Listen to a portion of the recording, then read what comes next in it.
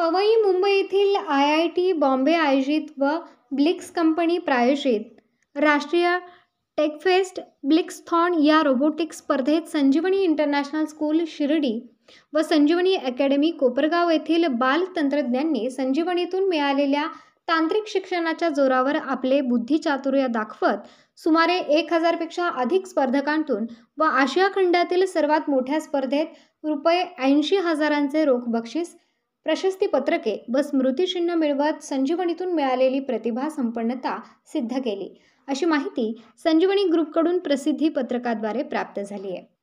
या पत्रकात पुढे म्हणण्यात आले आहे की मागील वर्षीही 75,000ची बक्षिसे मिळवली होती। याही वर्षी संजीवनीने घवघवीत यश प्राप्त केले।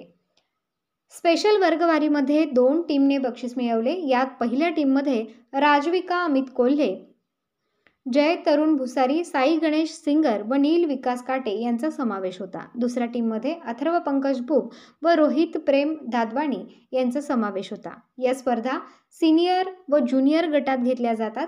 सिनियर गटात इयत्ता 9वी ते इंजिनिअरिंग कॉलेज पर्यंतचे विद्यार्थी व ज्युनियर गटात इयत्ता 5वी ते 8वी पर्यंतचे विद्यार्थी सहभाग नोंदवतात। सिनियर गटात 448 स्पर्धकातून पहिला, दुसरा व तिसरा क्रमांक पटकावून विजयाची हॅट्रिक केली। या गटात पार्थ अनिल पवार, देवांग तुषार जमधडे व तन्मय अनिल शिंदे यांच्या गटाने प्रथम क्रमांक मिळवला। अथर्व पंकज बुब व रोहित प्रेम दादवाणी यांनी दुसरा क्रमांक पटकावला। हर्षवर्धन प्रसाद खालकर, अभय दीपक गाडे व साची वीरेश अग्रवाल यांनी तिसरा क्रमांक मिळवला।